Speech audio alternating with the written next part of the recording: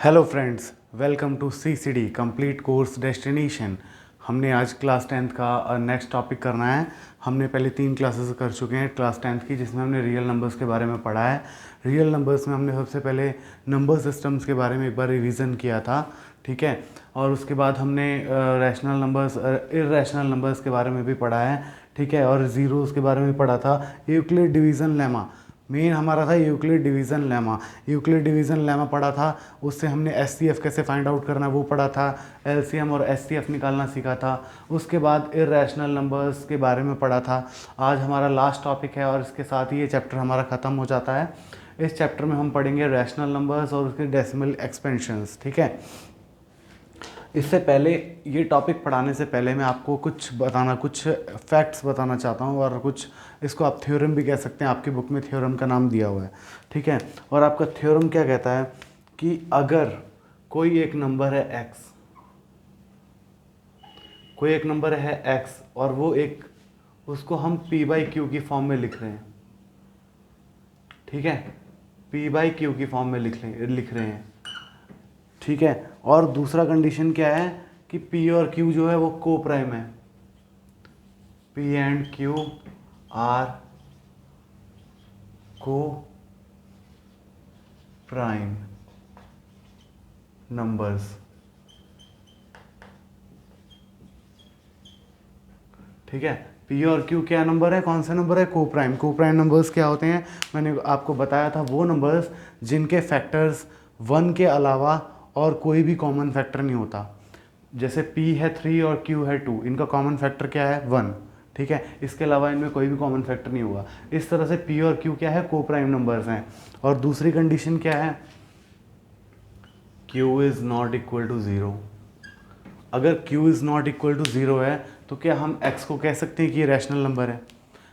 x को p/q की form में लिखा, p और q को प्राइम नंबर्स है, और q is not equal to zero है, ठीक है। तो x को हम क्या कह सकते हैं, वी कंक्लूडेड दैट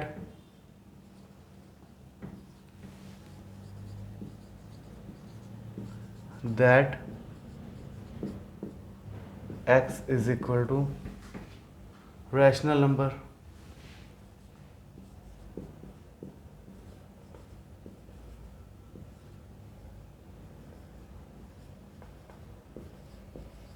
ठीक है, हमको क्या पता चल गया, ये 3 चीज़ें लिखने से।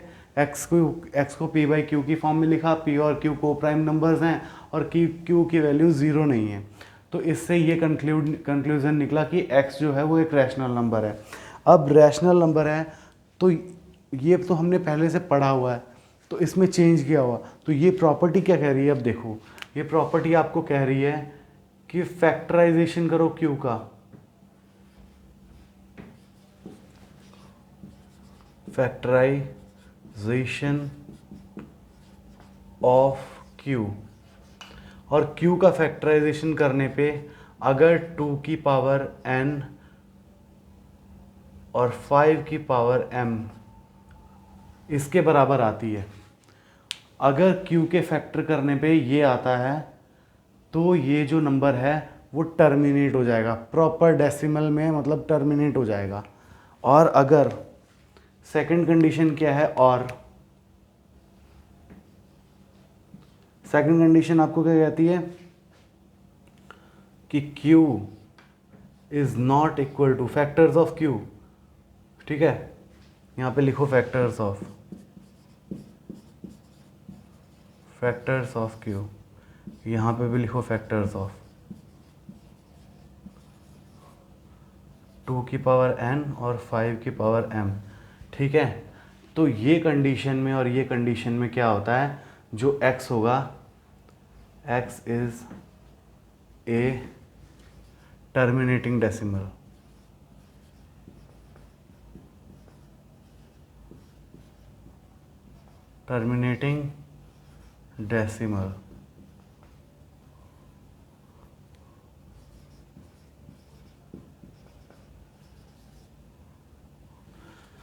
ठीक है। अगर ये नॉट इक्वल टू ज़ीरो होगा तो x is a non terminating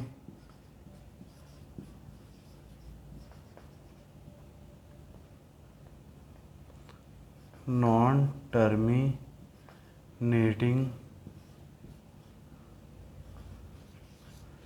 repeating decimal.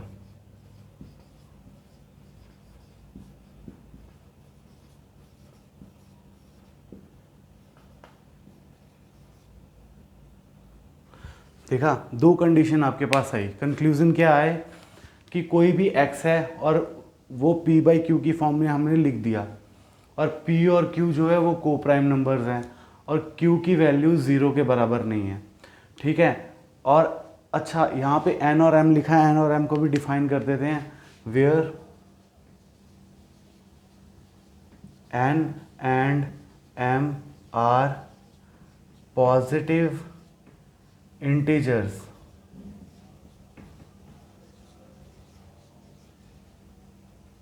ठीक है, तो क्या हुआ, x को हमने p बाई क्यू की फॉर्म में लिखा, p और q जो है को प्राइम नंबर्स है, q की वैल्यू 0 के बराबर नहीं है, इससे कंक्लूजन निकला है x जो है रैशनल नंबर है, और फैक्टराइजेशन q की करने पे अगर q की वैल्यू 2 की पावर n और 5 की पावर m में आए तो वो एक टर्मिनेटिंग डेसिमल है, और अगर इसके बराबर नहीं आए, क्यू की जो फैक्टर्स हैं वो 2 की पावर n और 5 की पावर m के बराबर नहीं आए, तो वो नॉन टर्मिनेटिंग रिपीटिंग डेसिमल है, और दोनों के दोनों रैशनल नंबर्स होते हैं, टर्मिनेटिंग डेसिमल भी और नॉन टर्मिनेटिंग रिपीटिंग डेसिमल भी क्या होता है, रैशनल नंबर होता है।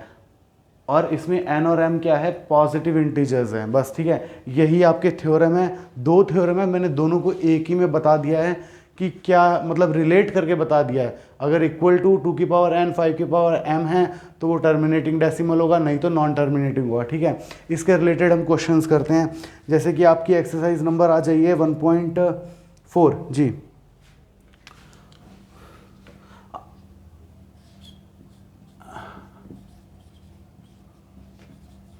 एक्सरसाइज 1.4 पे आइए, क्वेश्चन नंबर फर्स्ट देखिए, फर्स्ट का फर्स्ट पार्ट देखिए, फर्स्ट का फर्स्ट पार्ट उसने क्या बोला है, 13 divide by 3125।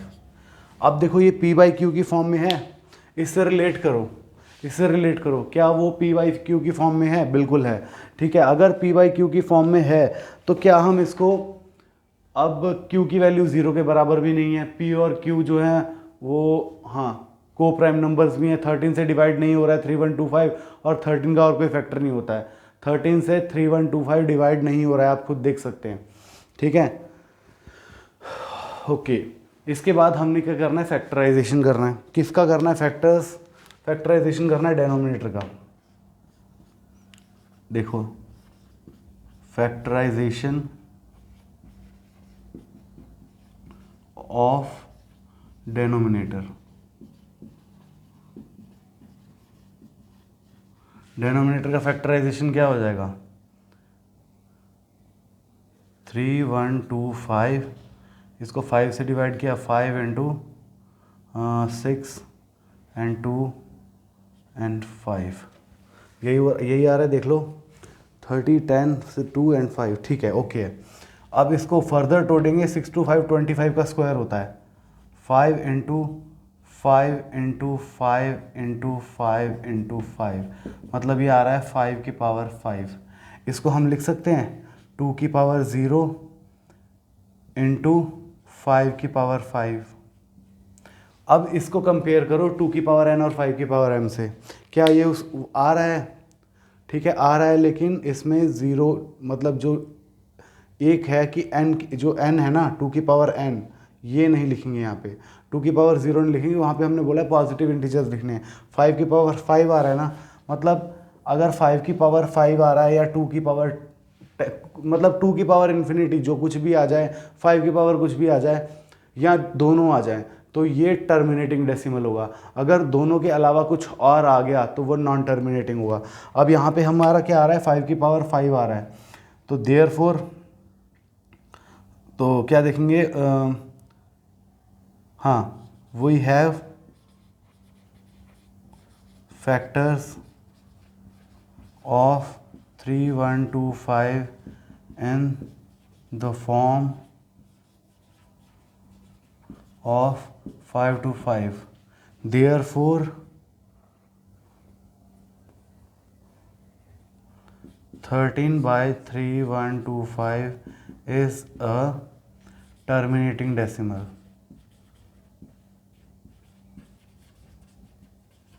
Terminating decimal easy था, कुछ भी हार्ड नहीं था। देखो अब थ्योरी में बार बार नहीं लिखूंगा सर, आपको फैक्टराइजेशन करके बताऊंगा। इसमें कुछ नहीं करना, ये जब भी क्वेश्चन आएगा आपको वो पूछेगा कि क्या ये जो फ्रैक्शन आपको दिया हुआ है और मतलब जो भी आपको फ्रैक्शन आपको दिया हुआ है जो रैशनल नंबर, क्या ये एक टर्मिनेटिंग डेसिमल है या फिर नॉन टर्मिनेटिंग रिपीटिंग डेसिमल है, ये पूछेगा। और बोलेगा without exact proper division method, long division method को नहीं यूज़ करना है, डायरेक्ट करो। तो डायरेक्ट ऐसे करेंगे, ठीक है। ओके, अगला क्वेश्चन करते हैं, इसको मैं मिटा देता हूँ। ओके, मेरे को लगता है आपने नोट कर लिया होगा। देखिए नेक्स्ट क्वेश्चन देखिए, अब इसका सेकंड पार्ट, फर्स्ट क्वेश्चन का ही सेकंड पार्ट। इसके 2-3 क्वेश्चंस मैं खुद करवा देता हूँ, उसके बाद बाकी के क्वेश्चंस आप खुद करेंगे, करके देखेंगे। कोई भी प्रॉब्लम होगी तो प्लीज़ पूछिएगा, I will solve your problem. Okay, second part क्या कह रहा है? 17/8। सेकंड पार्ट है आपका 17/8। वही सेम फैक्टराइजेशन करेंगे। अब लिख नहीं रहा हूँ, आप खुद देख लेना। फैक्टराइजेशन क्या हो जाएगा? 2 × 2 × 2, डेनोमिनेटर का, डी से डिनोट कर रहा हूँ डेनोमिनेटर, ठीक है। इसको हम लिख सकते हैं 2 की पावर 3, है ना। और हमारे पास क्या इक्वेशन थी, यहाँ पे लिख दे रहा हूँ 2 की पावर n और 5 की पावर m। अब इसमें 5 नहीं है, सिर्फ 2 है। तो कोई इंटीजर नहीं आ रहा ना 2 और 5 के अलावा, तो ये क्या हो जाएगा? ये भी हो जाएगा terminating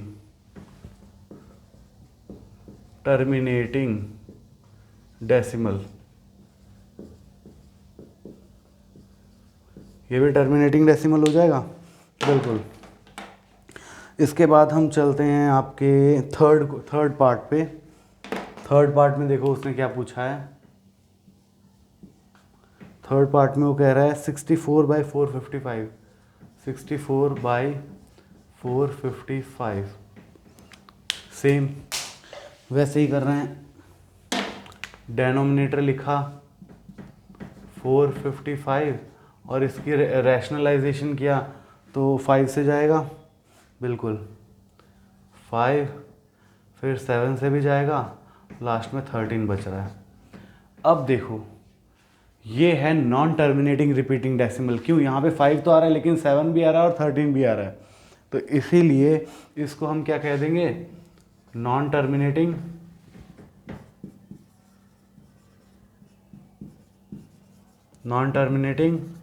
repeating decimal.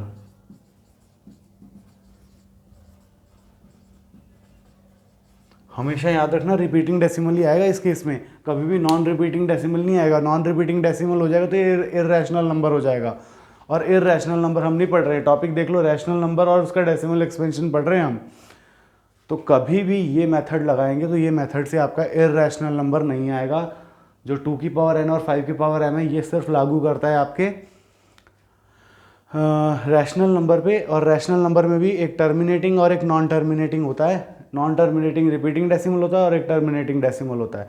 Terminating decimal की जो फैक्टराइजेशन रहेगा डेनोमिनेटर का, वो इस फॉर्म में रहेगा, 2 और 5 के मल्टीपल में ही रहेगा और कुछ नहीं आएगा। अगर और कुछ आ गया 7, 13 और 4, 5, 3, जो मतलब 5 के अलावा, 2 और 5 के अलावा कुछ भी आ गया तो वो नॉन टर्मिनेटिंग हो जाएगा, ठीक है। हाँ, ये नहीं कह सकते अगर 8 आ गया, क्योंकि 8 आ गया तो वो 2 का मल्टीपल होता है ना, तो हमको छोटे से छोटा लिखना है। जैसे 2, 3, 5, 4 नहीं लिखेंगे, 4 से 2 चले जाएगा, 2 से 4 चले जाएगा, ठीक है। फिर 5 लिख सकते हैं, 7 लिख सकते हैं, और उसके बाद 8 और 9 भी नहीं आएगा, 10 भी नहीं आएगा, ठीक है। तो आपके टर्म्स कौन कौन से आते हैं फैक्टर्स में? 2, यहाँ 1, यहाँ पे नहीं, यहाँ पे लिखता हूँ मैं, देखो फैक्टर्स में टर्म कौन कौन से आते हैं? 1, 2, 3, 5, 7, 9, 10 नहीं आएगा, 11। मतलब ये प्राइम फैक्टर्स होते हैं, प्राइम नंबर्स ही लिखते हैं इसमें, याद रखना। यहाँ पे जब भी हम फैक्टराइजेशन करेंगे तो प्राइम फैक्टराइजेशन करेंगे, ओके। आपका फर्स्ट क्वेश्चन मेरे को लगता है क्लियर हो गया होगा। इसके बाद हम चलते हैं आपके क्वेश्चन नंबर सेकंड पे।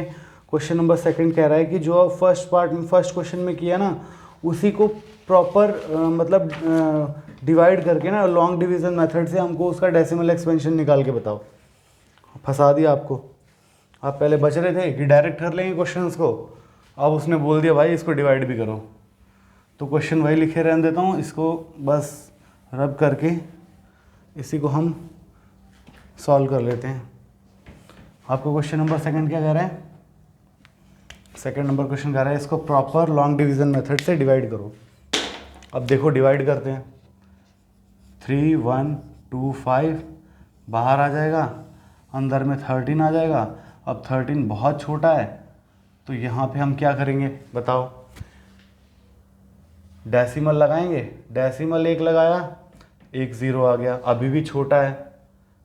एक और 0 लगाएंगे, यहाँ पे भी 0 लगाएंगे, अभी भी छोटा है।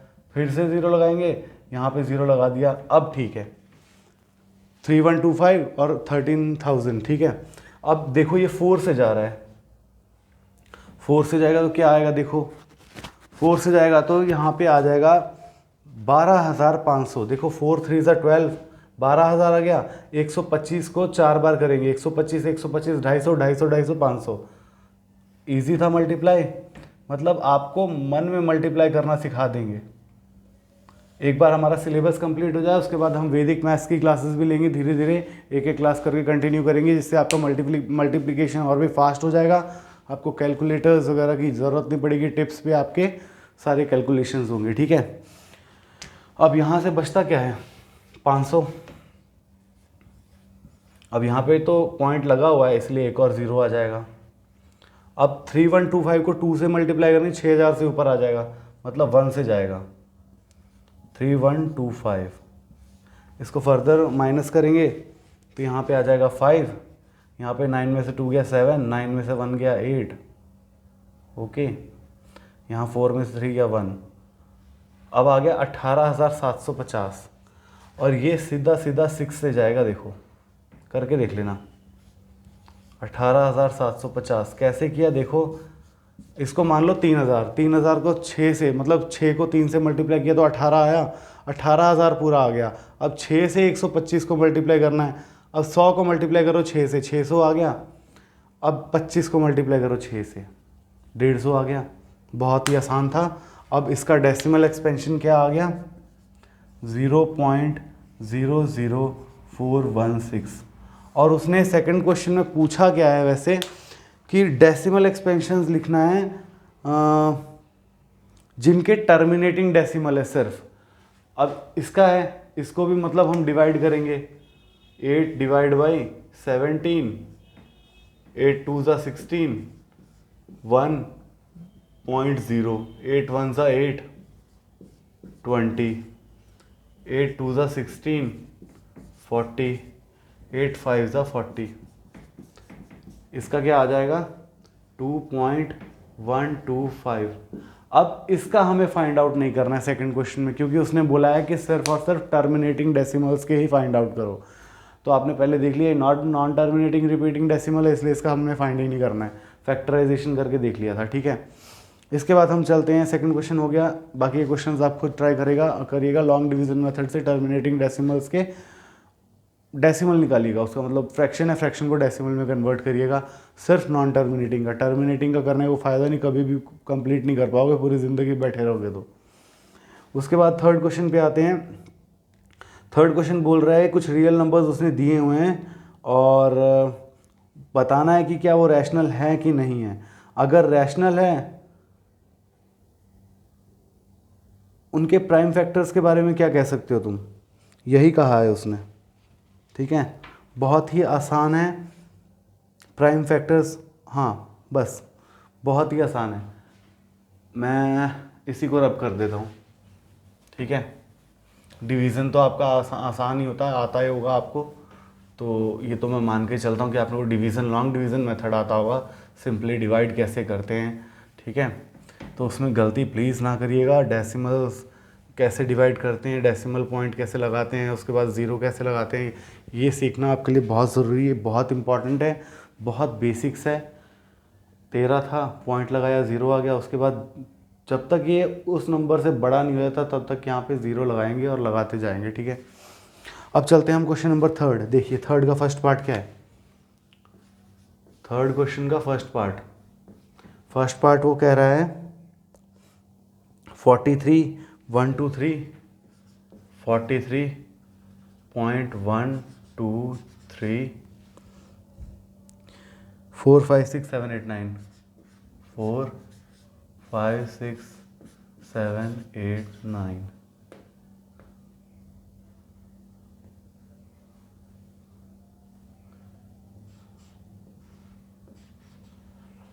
ठीक है, ये उसने नंबर दिया है। उसने क्वेश्चन पूछा है क्या ये रैशनल नंबर है या नहीं है, और अगर है तो कैसा है, और अगर है तो इसका p बाई क्यू की फॉर्म में लिख सकते हैं। रैशनल नंबर है तो q के प्राइम फैक्टर्स के बारे में आप क्या कह सकते हैं।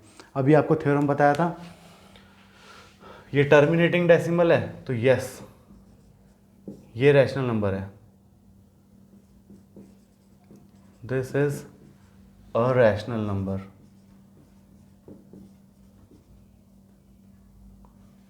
Rational number. अब ये रैशनल नंबर है, कैसा नंबर है, टर्मिनेटिंग नंबर है, terminating decimal, and this is also a terminating decimal.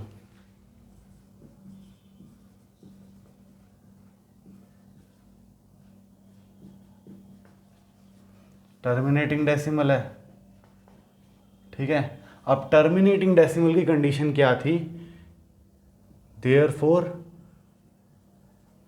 Factors of denominator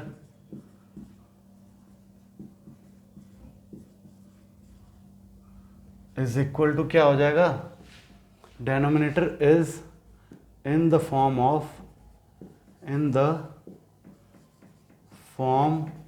of 2 to the power n and 2 to the power n multiply with 5 to the power m।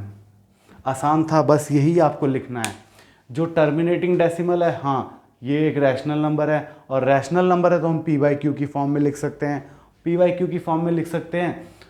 और ये rational number है और ये terminate हो रहा है, पीछे खत्म हो रहा है, तो this is also terminating decimal. Therefore factors of denominator, यहाँ आप क्यू भी कह सकते हैं, लेकिन हमने यहाँ पे क्यू को डिफाइन नहीं किया इसलिए डायरेक्ट लिख रहे हैं factors of denominator is in the form of 2 to the power n into 5 to the power m। क्योंकि हमने कंडीशन क्या पढ़ी थी, अगर फैक्टर डेनोमिनेटर के फैक्टर्स इस फॉर्म में होंगे तभी वो टर्मिनेटिंग डेसिमल होगा, ठीक है। इसी तरह सेकंड पार्ट देखो, ना तो ये टर्मिनेट हो रहा है ना तो रिपीट हो रहा है, ठीक है, ना टर्मिनेट हो रहा है ना ही रिपीट हो रहा है, तो ये एक इरेशनल नंबर है। इसको हम सॉल्व ही नहीं करेंगे, ज़रूरत ही नहीं है उस क्वेश्चन को, सेकंड पार्ट को। वो ना तो टर्मिनेटिंग है और ना ही रिपीटिंग है, ना तो रिपीट हो रहा है ना ही ख़त्म हो रहा है, तो वो एक इरेशनल नंबर हो जाएगा। उसके बाद थर्ड पार्ट देखिए, 43.123456789 के ऊपर बार लगा दिए, ठीक है। थर्ड पार्ट इसी में कर दे रहा हूँ मैं। थर्ड पार्ट में उसने कुछ नहीं किया, सेम नंबर लिया है 43.123456789, इसके ऊपर बार लगा दिया। अब इससे आपको क्या पता चल रहा है, ये एक पहली बात तो ये टर्मिनेट नहीं हो रहा है, बार लगी है तो टर्मिनेट नहीं होगा, और ये रिपीट भी हो रहा है, बार लगी है तो रिपीट हो रहा है। तो इसका मतलब क्या है, ये रैशनल नंबर तो है लेकिन ये टर्मिनेटिंग डेसिमल नहीं है, नॉन टर्मिनेटिंग रिपीटिंग डेसिमल है। तो फैक्टर्स ऑफ डेनोमिनेटर, इसके डेनोमिनेटर के फैक्टर इस फॉर्म में नहीं होंगे। यहाँ पे इज इन द फॉर्म लिखा है ना, यहाँ पे लिखेंगे is not in the form of 2 to the power n into 5 to the power m। मैं आपको सिर्फ लिख देता हूँ यहाँ से, देखो ये तो सेम आ जाएगा, पूरा ही लिख देता हूँ, चलो कोई ना। Yes this is a rational number. Rational number है तो क्या है, एंड दिस इज ऑल्सो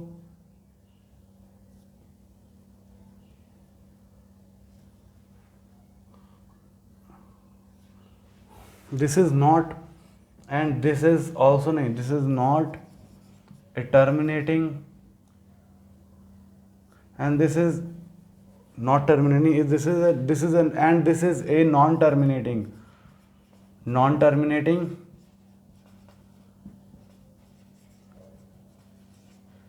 ठीक है, and repeating decimal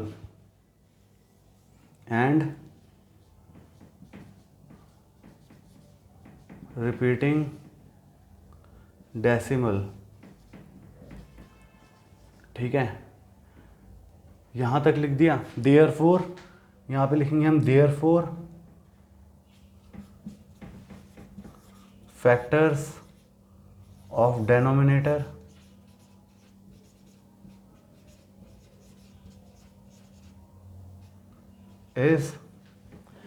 is in the form लिखा था ना वहाँ पे, is not in the form आ जाएगा, नॉट इन द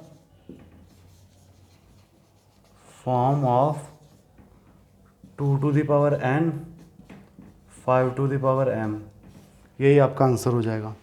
ठीक है, आपकी इसी के साथ आपकी क्लास ख़त्म होती है।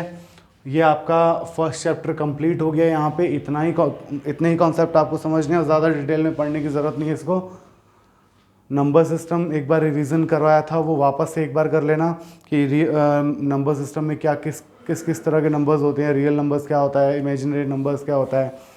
इमेजिनरी नंबर्स आपके सिलेबस में है नहीं फ़िलहाल, तो उसको ज़्यादा डिटेल में पढ़ने की ज़रूरत नहीं है। उसमें आपने रियल नंबर्स के बारे में पढ़ना है, रैशनल नंबर्स क्या होता है, इरैशनल नंबर्स क्या होता है, उसके बाद फिर इंटीजर्स क्या होता है, होल नंबर क्या होता है, नेचुरल नंबर्स क्या होते हैं।